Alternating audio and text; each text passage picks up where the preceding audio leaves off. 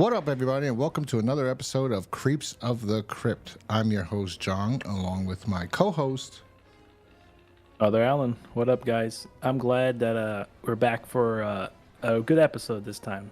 You know, I already told you how we felt about it last week, the last one we watched. This is going to be good. I actually don't know if I included that in the episode.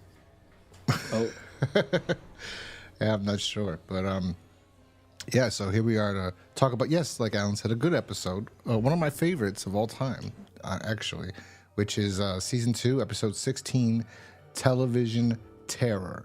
Honestly, this I remember this vividly. It's kind of funny what I ended up doing and what you end up remembering in life because, okay, if you don't know, I used to go ghost hunting, right? And I've went to haunted locations. And there's a lot of signs in my life looking back at it now. Like when I was a baby, they used to call me Casper, like Casper the Friendly Ghost. Like that was my nickname because I was really white and I had a big head. So everyone called me, they all called me Casper. Scooby-Doo was my favorite cartoon. You know, they always look, you know, Mystery Mobile and all that bullshit. And then I remember this, and I had an experience when I was a teenager, which led me to want to investigate the paranormal. But like, this is so vivid. This is so ingrained in my memory. This episode, like, I loved this episode. This is a fantastic episode. Really, this is top. I think out of the whole series, this has to be top 5. I'd say so too. It's up there with me too. I mean, it's one of the ones where surprisingly, you know, I haven't changed my opinions on it since I watched it the first time, and then many times afterwards, sharing it with other people, and then now for this review. So it really is definitely up there, top 5 from the series. Yeah. Now I know we're on to season 2 right now, but you know, there's a lot more that could change from now to then. But I'd say at the moment, so yeah, it's definitely up there, top 5. Yeah, I don't think much will change, honestly. I mean, I think the series gets worse as it continues. So, I mean, I honestly, I was thinking about it earlier today, and I go, you know what? I think, like, season 4 is I don't remember anything after 4. And I don't know if I continue to watch after season 4 in real, like, when I was a kid. Maybe there was a few episodes I'll see when we watch it, and I'll be like, oh, but like I have the first 4 seasons on DVD, so I've seen all 4 seasons, right?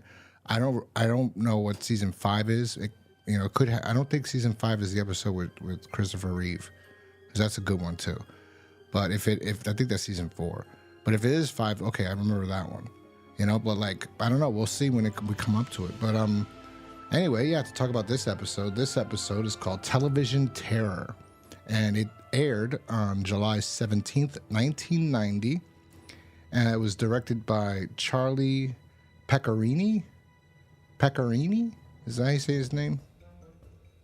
I'm gonna say Picerni. Picerni. Yeah, sorry, Charlie Picerni. Charlie. Okay. Well, he was known mostly for stunts, right? And then he started directing. I think he directed Starsky and Hutch episode in the late 70s. So he started. So this is not like he just threw him in like they do a lot of other people. So he did actually direct some episodes prior to this, and then then he continued on after this to do some stuff that was considered, you know, pretty good. So. It has to be. I thought, because when I looked on his IMDb, it says like he's known more for stunt work, you know. So I was like, I was thinking, I go, geez, that's kind of hard if they just threw him in to be a director, and he was known as for a stunt guy, and then he has to work with Morton Downey Jr. That's who stars in this episode. I'll get to him in 1 second, but yeah. So it was directed by Charlie Pecerni. And it was written by this man goes by Randall Jansen now, but previously he went by J. Randall Johnson. So I don't know what happened, why he changed his name. Maybe he wanted to go by Randall Johnson, but there's already a Randall Johnson, so he went with Randall Jansen. I have no idea, but yeah. So he actually, again, this is another interesting aspect of this episode. because we were so used to people not doing anything. You know, I sent you the documentary, right? Or it was an extra feature in one of the seasons. Yeah, a couple of those. Yeah. So they talk about how everyone wanted to work with them and they had the best people to come in. Yeah, but not with directors really. Like besides like a few directors in the first season and a little like sprinkled here and there, maybe one episode.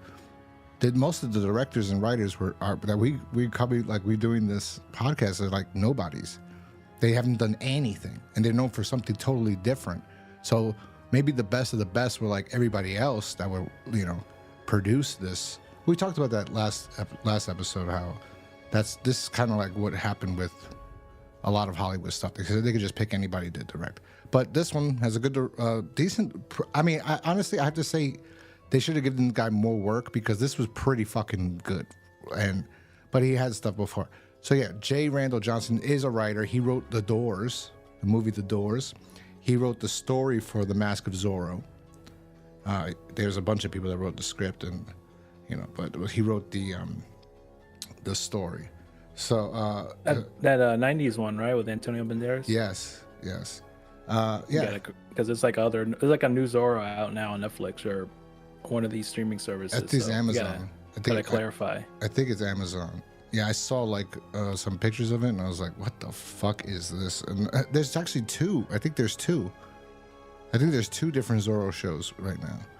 But anyway, yeah, he wrote the story for Mask of Zorro. He wrote The Doors. He wrote the video game or the story for the video game Gun, which I remember playing that back with the was it PS1 or PS2? I think it was PS2. Which I liked the game, but I don't remember much about it. And I want to see this zombie movie this guy directed that I really want to see. And Charlie Picerni he directed a movie that I really want to see. I saw the name and I looked it up. It's called The Bleeding, and it stars Michael Madsen and DMX, and it says, "Oh shit!" Surrounded by carnage, slaughter, brutal crashes, and total mayhem, Sean Black is in a race to save the world from pure evil. And it looks like a vampire Vinnie movie. Jones. Yeah, Vinnie Jones. Remember, he was a big deal. Why was he a big deal? Bro, I don't know. Like I think because he started showing up in those. I think the Guy Ritchie movies back then, Lock, Stock, and then Snatch, and then he was in that Midnight Meat Train movie. That was kind of a big kind of horror movie at the time, right? With Bradley Cooper before he got big. Yeah, but that was still later on in his, like much later on. Like, but otherwise, I'm not sure. Like, it's just he used to be like some kind of rugby player that transitioned into acting. Yes, that's the only thing I remember him. He was on. Was it what? It was the pay-per-view, the WWE pay-per-view in 1990 something, 8 or 9, 1999 maybe. The one with that was I think No Mercy. It was the No Mercy that was specifically. It was a UK pay-per-view that nobody was supposed to see, and the belt was on the line against Triple H. I think it was Stone Cold versus Triple H, and I think Vinnie Jones came out, and he does something. I don't remember, but I know that I got that tape thinking, oh God, and then I'm like, oh, they did nothing because it doesn't fall within the storylines of what they're working for or their pay-per-views. It was such a piece of shit. All these belts are on the line. Nothing changed because they didn't have plans to. But anyway. Yeah, so this had a good writer. There's another writer on here called G.J. Pruss, and he's done nothing. He's done absolutely nothing. He never wrote anything. This is the first thing he assisted on, and yeah. So anyway, he just he probably just wrote a few lines of dialogue. Got some credit. Yeah, if that, who knows? Maybe they just gave him credit just because he's related to somebody somewhere. But so. Television Terror. I told you, send me if you could find the comic, send it to me, and you did. So this one is actually based on the Haunt. Was it the Haunt of Fear? And it's a story within the Haunt of Fear, issue 3 for those at home that want to look into it. I thought it was too, but I had to look through. I had to dig in a little bit deeper to find this issue, but it looks like it's on issue 3. You know, after. You sent me the comic and I read it. I went and I bought all of the Haunt of Fears I They bought. seemed really cool. Like I got a chance to look through a couple pages, and even one including for this episode, which is not very far off from what Oh the yeah, I comic's know. about. Yeah, It's like the only difference is it's not a radio broadcast. It's like it's a television broadcast, no. live TV. The comic is a live broadcast too. Oh, okay. I skimmed through it, so it Yeah, looked yeah. like he was holding like a mic. So I thought there was I Yeah. thought it was a radio broadcast. He is holding a mic, but I guess that's how back. I mean, this guy, Morton Downey. Yeah, bring all those too. miles of cables inside that haunted house. Yes, that's the stupid thing too. But they said in the comic that they made this camera specifically for him because back then they didn't have cameras like that. So he's like, this is a special camera that they just made for him. And the story is similar, except the house in the story in the comic is a woman married a man. I forgot something. Yeah, Creedmoor.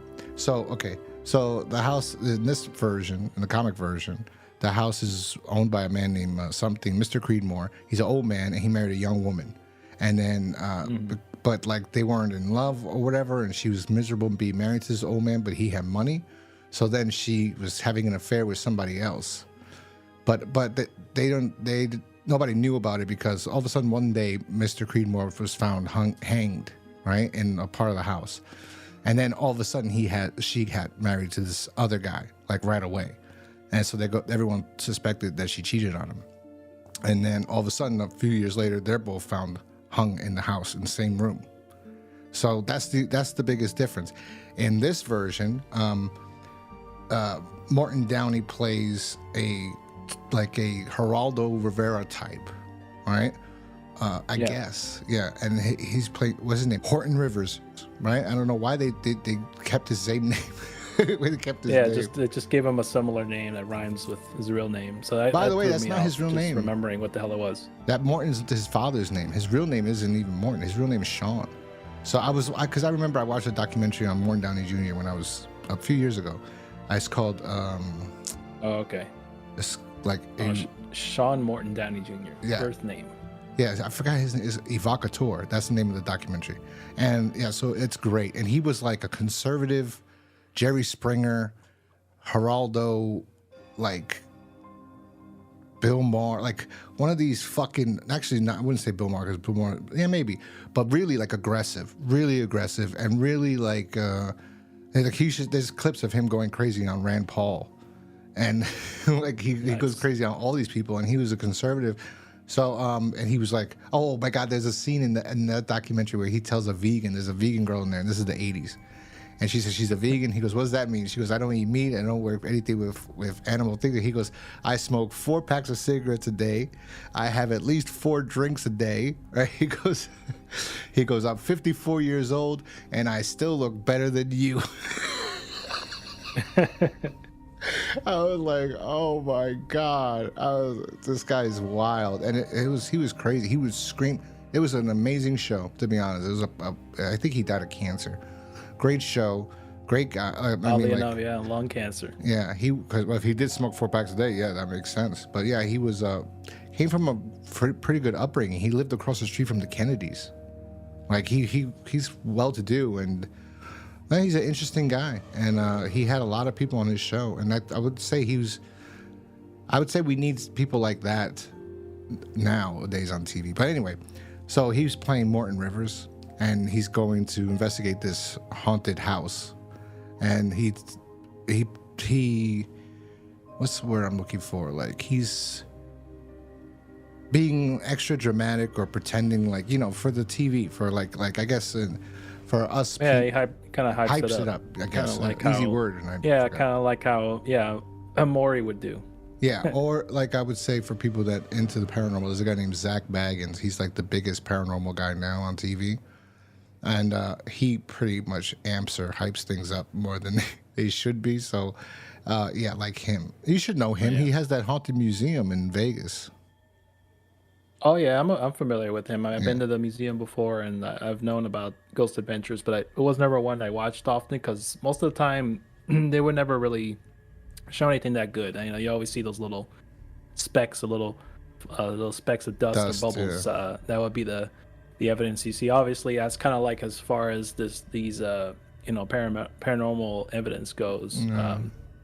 So it just never caught my eye, but I know of him. So yeah, in that vein, he's kind of like this. They name him as like a TV shock journalist in this IMDb description, but in that vein, if we can put our heads into that space of the kind of character he's playing, just pretty much what he was doing in a way. It's reminiscent of his actual actually a career. lot less, more tamed his version. But in the comic, the guy is like they try to make him annoying in the comic because he goes ha ha ha ha. Every time he says something, he's like ha ha ha ha. And like he interviews a guy who comes like they do in the show. He interviews like a professor who's I forgot the name of the professor. The comic is like Professor Poltergeist. I was like, what the fuck? And then he talks about this house is evil, pure evil, and blah blah blah. So this actually is very, very true to the comic. The only thing they changed is that one thing. So in this version, the house, instead of it being haunted by a man, a husband and wife, it's haunted by a woman who murdered 13 people and buried them on the grounds of the house. And she was doing it because she would get their Social Security money. Right? Was it a nursing home or some sort, or she was just taking care of elderly folks that she would murder for the Social Security money? It was something like that, right? Her name was something Ritter. Ada Ritter, and I guess it was a boarding house. I think it was a boarding house for But this is the best part, because this is why I said, oh my god, there's so much. This is based on a true story. So there is a Netflix show called neighbor, like your neighbor's pure evil, something with neighbors and evil, right? And they talked about this woman. I actually have her bobblehead. I bought this because there's a website where you could get demented things, bobbleheads. Her name is Dorothy. I cannot say her last name. Pugnete. Pugnete? Puente. Okay. So this lady was an old woman, and she did exactly what they're talking about in this episode. I'm positive this probably happened around the same time. So this was big news. Like, she got caught. Like, she actually it was for the Social Security. Yeah, it was exactly for the Social Security money. And she had a boarding house, and some people she killed. I don't think they found 13 bodies, but they found a lot. I think it was I forgot how many, but they found a lot. And there's this documentary on Netflix. You definitely, if you're interested, you guys should definitely watch it. I forgot the name of it. I think it's Murders at the Boarding House. You can watch this on Hulu. No, that one is not it. But that's not the one. It's something about a neighbor. It's about your neighbor being evil, whatever. And then there's a bunch of episodes. And one, there's a guy who was living with these people, and this girl, he fucking tried to kill her, and then he put her in this oil thing in this abandoned gas station, and then put dirt all over her, and she fucking survived, and her eyes were bloody, and she was bleeding everywhere, and she walked back home, and he was there with all her friends, and she couldn't speak because she, that's in there. And then another girl who rented her, there's an attached house, so she had the whole thing. She rented the next room, and the guy fell in love with her.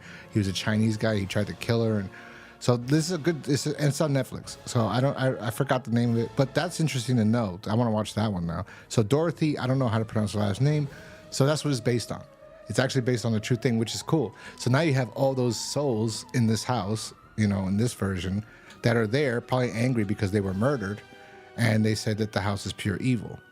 So basically, Alan's not telling. I normally say, Alan, tell us what the episode is about, but it's just about a fucking television guy going to investigate a haunted house, and he's hyping everything up, and he probably has plans to make it more dramatic and scarier than it actually is, all for ratings. And they make him kind of like an asshole when he's talking to his, I guess she'd be the producer. And producer / girl he's banging. Yes, he mentions that. So I looked at her and I said, I know her from something. Right? So I looked her up. I go, oh, she was Johnny Depp's girlfriend. I said this in an episode of my Freddy's Nightmares, but I got the wrong girl.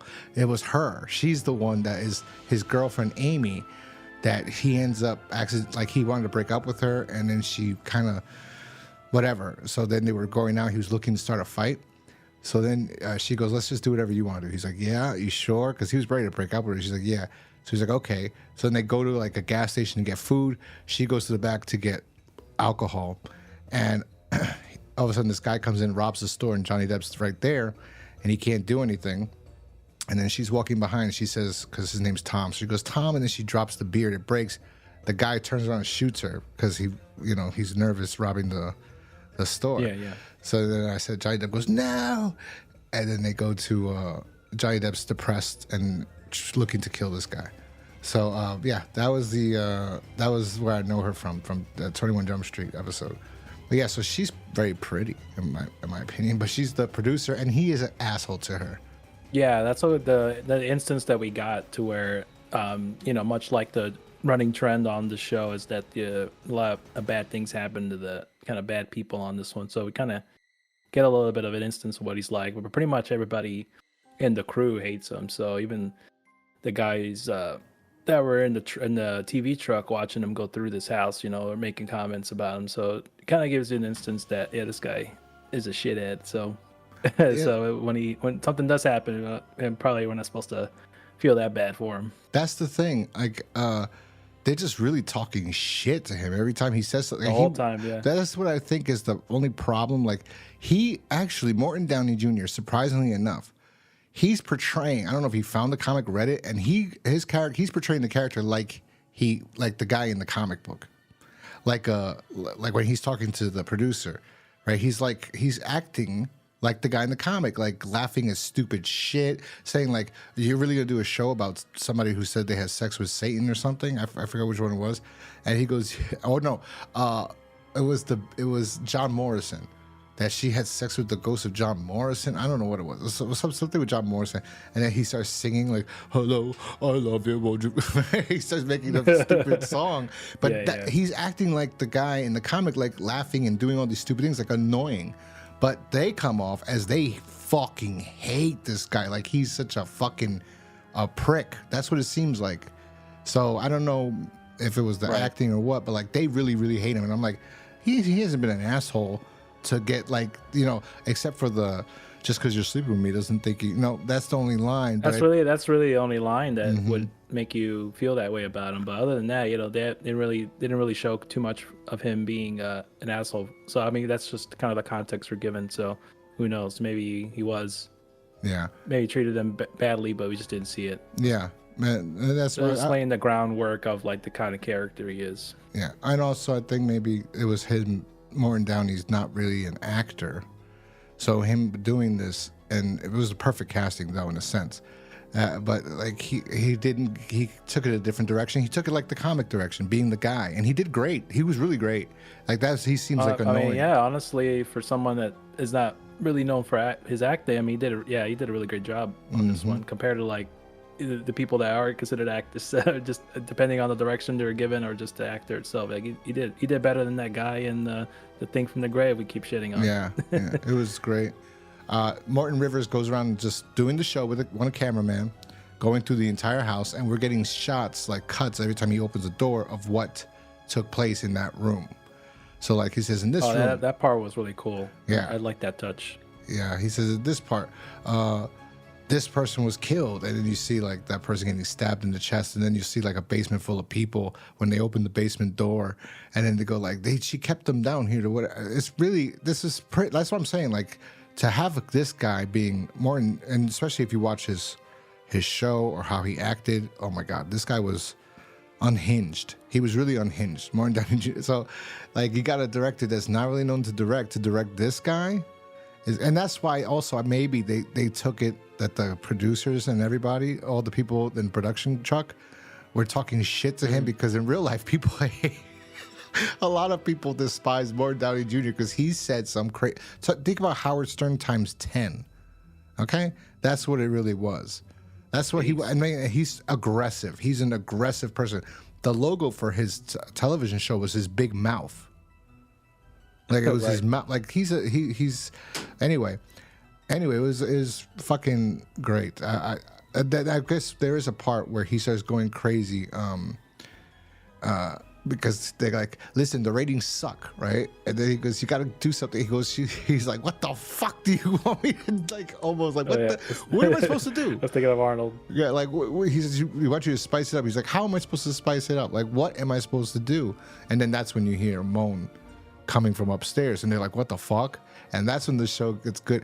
This is just, there's not much to talk about because it's your typical guy goes into a haunted house. That we see things that he doesn't see, but it works. It works so good, and then later when you start hearing the shit, and then the things start happening, you're like, oh, like this is good, and it draws you in, and then you're on the edge of your seat, like thinking like, what the fuck's gonna happen, especially later on. But so anyway, they hear a moan upstairs, they go upstairs, and then they're like, wait, they're during commercial break, and they're like, get us off commercial, like you want us to spice it up? Now we're getting shit happening in here. So yeah. It's slow. It's a slow build up leading up to that whole talking about just amping things up because they were the producers or the executives we're getting bored of the whole thing. One of the lines I found funny is when he was going through the kitchen and he got scared by the rats. One of those guys in the production booth like, hey, it's a fucking family.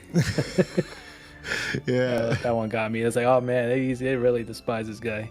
That was just another great line to emphasize that.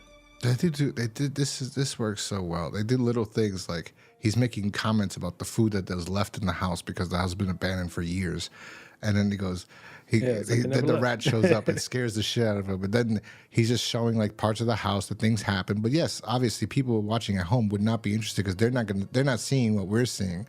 They're not seeing the people how they died and everything. The flash cuts to that. We're just hearing him, Morton Rivers, talk.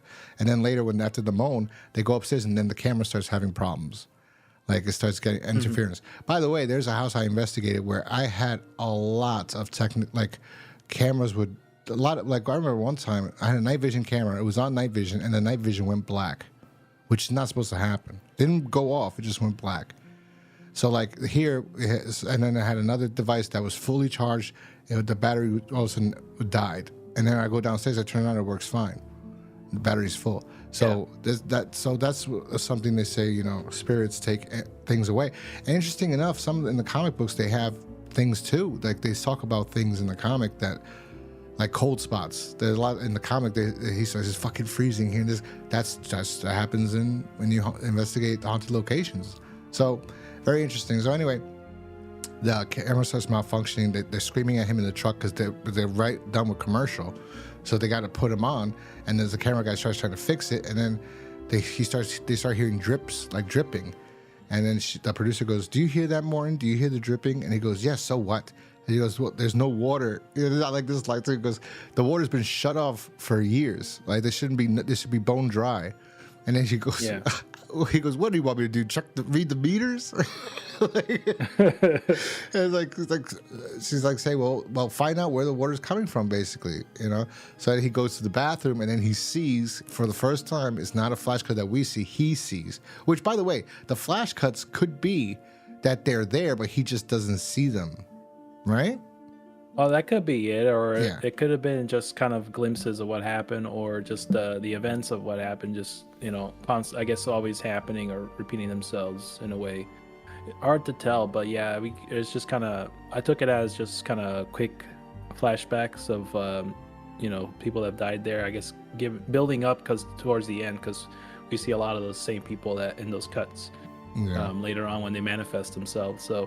Yeah, he sees an old guy with his throat slashed in the bathtub, and he goes to the camera guy, just about ready to shit his pants to have him go check this out, and then it was just nothing there. Nothing there, and he goes, "You didn't see that?" He goes, "I was fixing the camera, man." And then everybody was talking about everybody thought he was bullshitting, hyping it up. Yeah, and then all of a sudden, and then all the doors start opening and closing really quick, and shake, and the table starts shaking, and chandelier falls from the ceiling. It just shit happens, and now the camera's working again. Yeah, and then the guy's bugging out because he's seeing all this. The door starts like getting kicked in, like if you're kicking the door in, and you see it cracking and everything, and then blood starts pouring out of the door, and that was really cool. that's too. awesome. This was so good, and it takes elements from other things, but it's just like this was beautiful. There's a mirror, not as a picture, and it just shakes. And then he composes himself enough to go in front of the camera after it calms down and say, "This is the first psychic phenomenon ever viewed on live television." You know, like we just got doctor, and he asked the doctor, what's this? So they throw the doctor back on camera real fast, and he says, like, he tells him how safe it is, or yes. asking how safe it is in there, and it's like, it was pretty much not safe the moment you went in. Yeah, well, he tells him that what you're experiencing is both like he think this is the part where he says poltergeist activities. He says this frequently happen. Yeah. When this is the other thing they talk about the threshold. Once you walk the threshold, once you pass a certain threshold, that's something we talk about in when we investigate. Once we go into the house, or into the location, or into the property, once you pass that threshold, it's just you could feel the difference of a location. That's normally right away if you feel anything. Sometimes you don't feel nothing. So and then you go, and maybe you get something, but you know. But sometimes you could feel it. It's just the heaviness. And he tells them, once you pass that threshold, once you got into that house, this house is pure evil. And it goes, what you're basically experiencing is impressions. Like when people were murdered there, that whatever energy and anger or scared that they felt, like the walls remembered it, or the environment remembered it, and it's trapped in there. So all these people that she killed are all angry and upset, and they're stuck there. Or it could be because she's still there too, right? So she's still holding them. Her spirit's still there. She's still holding them into the house, like they can't pass on. So then another door starts shaking. They go to there. I don't know if you want to talk about it from there. Oh, this part's good. You could say this part. When the door starts shaking, they go to he goes to the door. He opens it, looks nothing, and then he looks down. He starts seeing blood. Yeah, great thing. Like it just happened so quick and subtly. Like, yeah, there's blood on the rug, and then you see the cameraman swinging. All of a sudden, dead. Is like, oh my god, this is. He's like in fear now. Like this is not. He ain't playing around. He tries to run away and get out of there. But all the spirits we've been seeing get killed or have been killed there started showing up, and we kind of got a little bit of that thing from the grave thing, almost like zombies walking towards him, but they were definitely just spirits. They were spirits, but he looks and he sees him hanging, but the camera's still pointing at him, and they go, Morton, who's holding the camera? And he looks, and camera goes down, and it's a fucking ghost. And he goes, did such a fantastic job. I feel his fear, like through his facial expressions and everything. Morton Downey Jr. did a really good fucking job. He was I believe, a musician.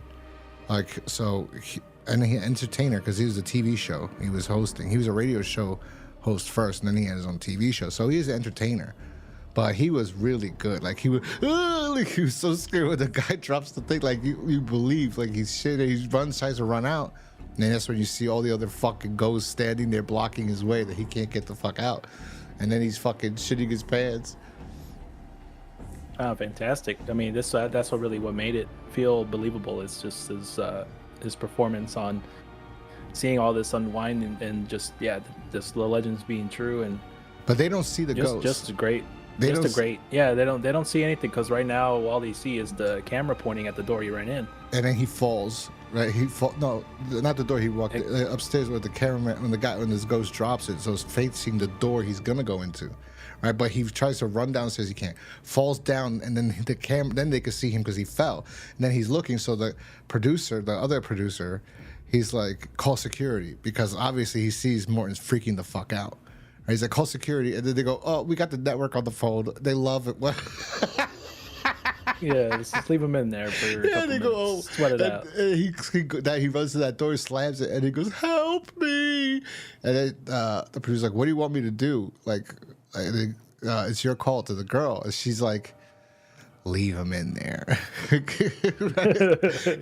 the women, it seems like he probably was a Harvey Weinstein. They should have done more with that, because there's another girl in the production truck that says that. Like the network says they're loving it. Right? And so then when she says leave him in there, the other girl looks at her happy too. So this guy could have been trying to fucking all the girls that work for him, you know? He could have been a sick Harvey Weinstein type. So anyway. Right.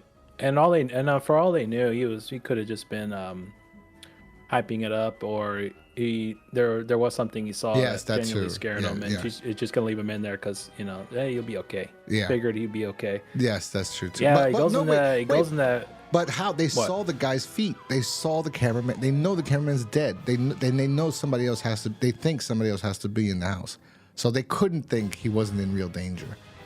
They saw the cameraman hanging. So it's possible, yeah. It's hard to say. So, but then they go, yeah, leave him in there, and then he starts flipping out there, like try to bang on the door, and then that's when they see Ada Ritter there, and I like how they did the ghost. They just put like fucking old fashioned stupid powder on their faces to make like they're so cheap, but it's amazing how it works. Yes, it's amazing how it works. But she looks ridiculous. She's a terrible wig. Put some flour on her and a bad wig. You know what would have been really good at the end of this? If this was all set up by her. Like these were all actors. And this was all bullshit. That would have been cool. And then like he died because he got scared. He just jumped out the window or something. No, the same thing happened because basically what happens. So she says like, Horton, you gotta stay in there. Don't worry. Like the ratings are too high. Just stay in there. You can handle it. So he's trying to run away from this bitch with a chainsaw. This ghost with a chainsaw is chasing him around, and he's ducking and whatever. And then he basically tangles himself up through the curtains. That these curtains have these ropes on them, and he gets tangled in them. And then he falls out the window. Oh, he gets cut. She slices him in the stomach, and he falls out the window, and then he gets hung. He hangs himself by accident. Yeah, from the curtain. Curtain ties. Yeah, so then they catch him on they catch him on the camera, and they're like, oh shit, and they just see him. Like, the outside view of the house. Yeah, they got a good angle of him jumping out and hanging. And you just see blood dripping down his mouth and all over. He died, and then it's just like she's like, oh my god, and then that's just. And the comic the comic, surprisingly enough, does something similar where like. It's very short. Like the comics is crazy how short it is, and so. But the guy who goes upstairs, he went with the professor, or that's paranormal, expert. The professor says he's going upstairs. The guy stays downstairs to get footage of downstairs, and then all of a sudden he's like, I can't hear the professor anymore. But he felt cold spots and everything. So he goes, I'm going to go upstairs. I can't hear the professor. What happened? And then he goes, I don't hear you. And then basically something happens. He opens the door, and then he gets pulled in, and then all of a sudden you see him hanging. And the camera was on the floor, so the camera sees him hanging. It sees like he got pulled, and then all of a sudden he drops from the ceiling, from the door frame, and it's just his feet. So I was like, okay, I got to rewatch that because I didn't that's see in the if comic. There was an angle of in the comic. Yeah, right? yeah, that's in the comic. But but in the episode, I don't think they ever showed a shot of the. I got to rewatch it, but. I don't think I remember seeing the shot of the guy's legs in the camera view, like from their perspective in the production booth. No. Oh, I guess all they saw was the camera was like on the floor. No. In the production, they just see him fall out the window. They had a camera facing the window, so he breaks through, and they see his whole face and everything. In the comic, because he had the camera inside, he put it on the floor. He went and I think he goes into the door and he sees. We don't see the spirits of the. Mr. and Mrs. and the one that had the affair, the other guy. So then they pull him in, and you don't see him in the doorway anymore. And then you see him hanging, his feet hanging, and then, so he died. And then you see the people at home going, oh, like they can't believe they just saw that on television. So that's how they did it in the comic. In this one, they did it much better. But again, I think if it was like if we found out that this was set up by the production crew to fuck with him, and these were actors, and he got fucked. They didn't get cut. He just fell out the window and hung himself by accident. That would have been good too. But this is great the way it is. It's fucking awesome. Yeah, it didn't need a twist. It was pretty straightforward even from the beginning. So like, I wouldn't have changed it. I think the way they did it was really well done compared to the other episodes we've seen, where it almost seemed like the comic was a lot better at, more interesting, giving us more than what the adaptation was. So this was one of the best. It still holds up after multiple viewings. That's a great job. And I mean, this is another example of like you get a stunt guy or a guy that's worked in the industry for a while directing an episode, and it just works out well. And then I don't know, they got Morton Downey Jr. and he was really good in it. I mean, again, people, watch this episode. This is one of the best. I mean, this is one of my favorites of all time. Definitely top 5 for me, for sure. I know no matter what. There's another episode coming up in this season that's another one for me only. None other people won't maybe not put it there. But for me, this is really high. I got to see the whole series, but as of right now, I would say number 1 and number 2 is all through the house, and television terror is number 2 for sure. For sure, that's the top 2. I have there's no debating. You could say whatever you want, okay, whatever. But for me, no. These 2 are the best, the absolute best. For sure. I mean, those are the ones that leave the most impressions. Those are ones I can rewatch a bunch. I don't think they ever. Well, they might have played it on TV on Fox. I'm not sure, because this one's a hard one to. Well, they just cut the scene when he cuts his stomach, and then when he falls out the window. I don't know how they showed that, to be honest. Yeah, I remember that. I know that they were talking about how they would air some of these episodes on prime time, since HBO back then was a bit more of those. I think you had to pay to watch it, right? Oh, you still have to pay to watch HBO, but it was a premium channel. But it was a premium channel before the streaming services really took off. So now there's like an online form of premium channel. So yeah. Great episode. I mean, there's not much to really, not anything really. The only thing I would say was the downside. It was, I wish it was longer. It just went by so quick, and things happen right away. There's no bullshit. It's an easy setup. No twist or nothing. And I don't think it goes by. From what little there was of like the locations and everything. It's just a perfect pace. It is like 22 minutes, which is it's kind of short. But it's so good, and the fact that the comic it came with, the comic it's based on, is even shorter. They managed to do a lot with this little time. They could have had somebody else go in there, and it could have been 3 people. Like the doctor could have went in, you know what I mean? And he could have died too, and then it would have been a little bit longer. You could have added like 3 more minutes, but it works. It works even no matter what it is. You could tweak it and make it better. You can, but this is really perfect the way it is. Like, this is really one of the best. I guess you could do the makeup better. I love that they didn't make them look like zombies. I really do love that they didn't, because we've seen so far a lot of zombies on this. We've seen a lot of them. That's the trend. Yeah. So they do look ridiculous. They look fucking ridiculous, but it works. It works. And I guess the job done, and it didn't seem like it had that high of a budget either. But they made do with what they were given. I mean, it looks a lot better than other ones that didn't seem to have a budget. Yeah. And they paid homage twice, I think, to The Shining. The guy in the bathtub, right? Could be like the woman in the bathtub. And then the blood coming down the door. You know? Right. So they kind of, I mean, the blood coming down the door, not necessarily. Because there's a video online somewhere of people that went to investigate somebody's home, that they were having paranormal activity, and there was blood dripping down from some part of the house.